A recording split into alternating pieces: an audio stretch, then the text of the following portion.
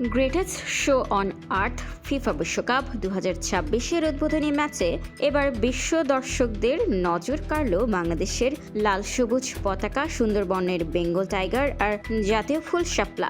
কানাডার টরন্টোর BMO স্টেডিয়ামে আয়োজিত এই ফুটবল মহোৎসবে বাংলাদেশি বংশোদ্ভূত গায়ক, সঙ্গীত পরিচালক ও ডিজে সঞ্জয় দেব শুধু তার সুরের জাদুতেই নয়, নিজের পোশাকের মাধ্যমে বিশ্বমঞ্চে বাংলাদেশকেই রিপ্রেজেন্ট করলেন।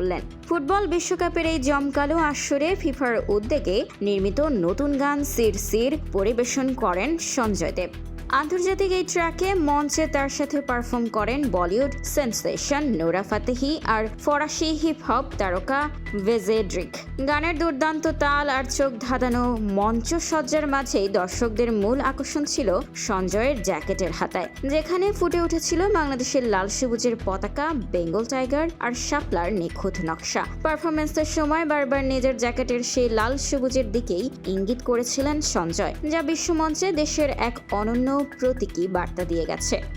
আন্তর্জাতিক এই তারকার শিকড় কিন্তু বাংলাদেশের মৌলভীবাজারের শ্রীমঙ্গলে। প্রায় 2 দশক আগে পরিবারসহ যুক্তরাষ্ট্রে পাড়ি জমানো সঞ্জয় দীর্ঘ প্রস্তুতি আর নিজের অদম্য সৃজনশীলতার জেরেই আজ বিশ্বের সবচেয়ে বড় ক্রীড়া আসরে জায়গা করে নিয়েছেন। অনুষ্ঠানের আগে সঞ্জয় জানিয়েছেন, এই পরিবেশনার জন্য তার বিশেষ পরিকল্পনা ছিল, কারণ এমন সুযোগ জীবনে বারবার আসে না। আর সেই পরিকল্পনার অংশ হিসেবেই তার পোশাকে দেশের ঐতিহ্য যুক্ত করা হয়।